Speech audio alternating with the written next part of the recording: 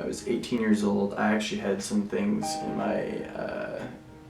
my armpits. I don't know what it was, but I was kind of afraid that it might have been cancerous. I wasn't sure. I was talking about different things. But right at that very time, my mom, we found out, was diagnosed with cancer.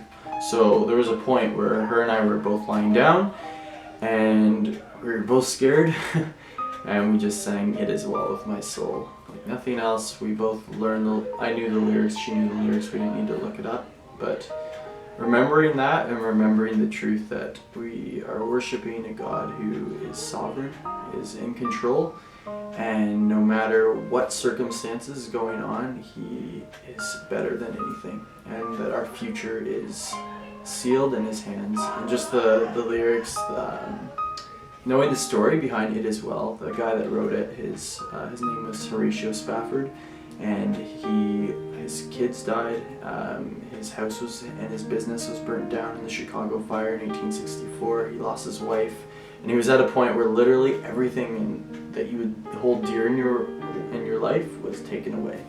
And the lyrics he wrote was about, no matter what it is well with my soul because of who God is and what Jesus did on the cross. And that is something that's, even though it was written in 1864, it applies to 2016. And it's my hope that anyone in the world would know that. I was just stressed about life. And I did listen, that was the first time I heard that song by The Fray, Be Still. And I remember sitting at my desk and I just started like bawling my eyes out because I was so overwhelmed with what my life was, seeing that, I don't know, just like seeing how much of a vapor it is, but then realizing that God is with me and He cares for me. I was just like I was really just annoyed with life and everything about it.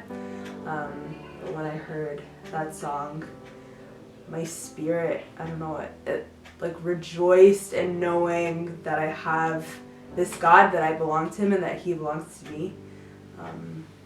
And it's like the most wonderful news I'd heard of, and I heard it all over again. Something about being out in nature and in a place where just the beauty and the glory and the majesty of God is so apparent that you get a whole new appreciation for who you're singing to and what you're singing about, because it talks about in Romans how the earth, Psalms, it talks about how the earth displays the glory of God, and it talks in Romans how you can see all of these qualities of God through what He's created. And for me, when I'm out in nature and I see all of that, it's just a much more tangible understanding of the God who I'm singing to, and it makes the connection found in singing these praises to God so much more real and meaningful. One experience that really stands out to me is this time that my band led worship for a junior high retreat. And there was a moment where the power went out. I think we blew a fuse or something. I don't know exactly what happened, but the power went out and we were in the middle of worshiping. So our instruments were not being amplified, and all that was heard is the drums. And if I strummed really loud, that was the only thing that was heard. The lights went off, and it was a bunch of people, junior high age, so from grades 6 to 8. But it was, when the power went out, it was probably the most powerful worship experience that I've ever seen, because it wasn't about what was on stage. It wasn't about the performance or what people saw, but it was a moment of true surrender. I remember the song was "The Stand," and we were singing the bridge, "I'll stand with arms high and heart abandoned." And I looked out and saw all these young people with their hands up and surrendered to God. And for me to be witnessing all of it and to be worshiping along with these young people was so powerful to me. It really showed that worship isn't about the production or how great we sound, even though it did sound really beautiful to be singing with a lot of people. I saw the rawness in true surrender, and